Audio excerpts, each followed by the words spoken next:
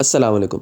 Recently आई cap का एक notification आया है। इस नोटिफिकेशन के मुताबिक आई कैप ने तमाम कैप स्टूडेंट्स को, न्यू ओल्ड दोनों कैप स्टूडेंट्स को जो है वो एक्स्ट्रा 2 अटेम्प्ट्स यानी कि 1 साल प्रोवाइड कर दिया है। एक अच्छी अपॉर्चुनिटी है स्टूडेंट्स के लिए।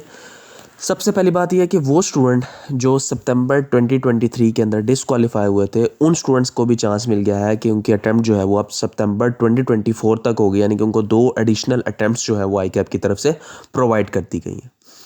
यहाँ पे बहुत सारे क्वेश्चन का ग्रेस पीरियड को लेकर जो है वो क्वेश्चंस हैं, बाकी क्वेश्चंस हैं, ओल्ड न्यूज़ स्टूडेंट्स को लेकर कंसर्न्स हैं। तो इन तमाम चीज़ों को इंशाल्लाह आज की इस वीडियो में मैं आपके साथ एड्रेस करूँगा।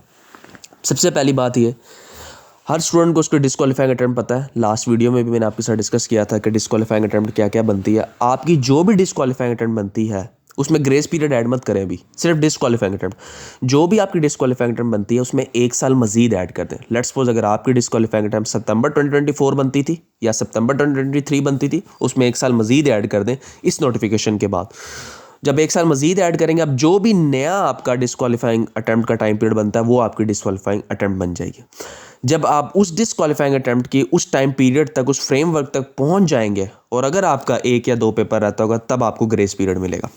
ठीक है, अब इसको फिगर के साथ समझने की कोशिश करते हैं। वो स्टूडेंट जो डिस्क्वालीफाई हो रहे थे सितंबर 2023 के अंदर, उनको ग्रेस पीरियड मिल गया। अब उनकी न्यू जो है वो डिस्क्वालीफाइंग जो पीरियड बनता है वो सितंबर 2024 बनता है। अगर वो सितंबर 2024 तक अपने तमाम पेपर पास कर लेते हैं, गुड, तो वो कैफ क्वालिफाइड होंगे। अगर खुदा न खास्ता उनको कोई एक आधा पेपर रह जाता है सितंबर 2024 के अंदर, एक आधा पेपर रह जाता है, तब ग्रेस पीरियड मिलेगा।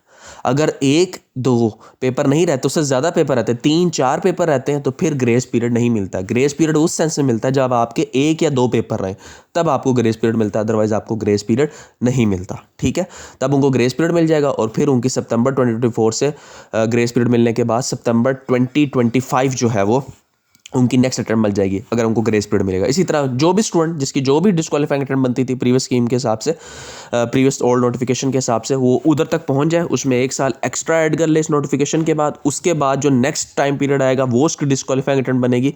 और अगर उस ईयर तक, उस टाइम तक, उस फ्रेमवर्क तक भी वो पहुंच जाए और तब भी उसके 1 या 2 पेपर रहते हो, तो फिर उसको ग्रेस पीरियड मिलेगा। ठीक है, ग्रेस पीरियड का सवाल तब आएगा जब आपके 1 या 2 पेपर आएंगे। अब यहाँ पर आई कैप ने ये भी बात जो है वो बताई है कि डायरेक्टिव 1.01 रिवाइज 2021 में जो भी मैक्सिमम पीरियड दिया हुआ है, उसके अलावा जो है वो आई कैप ने ये ग्रांट किया है। उसके अंदर यही मैक्सिमम टाइम पीरियड है कि आपके 6 पेपर 4 साल के अंदर क्लियर हों और रिमेनिंग जो 2 पेपर हैं वही ग्रेस पीरियड, उसके लिए आपको एडिशनल 1 ईयर प्रोवाइड किया जाएगा। तो वो 4 साल की जगह इस अटैम्प्ट को काउंट करेंगे तो वो 5 साल हो जाएंगे। और जब आप 5 साल आपके पूरे हो जाएंगे और फिर भी अगर 1 या 2 पेपर रहते होंगे, तो फिर आप ग्रेस पीरियड को पहुँच जाएंगे और फिर आपको एक एडिशनल 1 ईयर यानी कि ग्रेस पीरियड के सेंस में दिया जाएगा अगर आपके 1 या 2 पेपर रहते होंगे। ठीक है, फिर भी किसी स्टूडेंट का कोई भी क्वेश्चन हो, नीचे कमेंट सेक्शन के अंदर आप जो है वो पूछ सकते हैं। अगर आपका किसी भी किस्म का कोई भी कंसर्न हो या अगर आप इस चीज़ को बेहतर तरीके से प्रेजेंट करना चाहते हो, तब भी आप नीचे कमेंट सेक्शन के अंदर लिख सकते हैं। अल्लाह हाफिज़।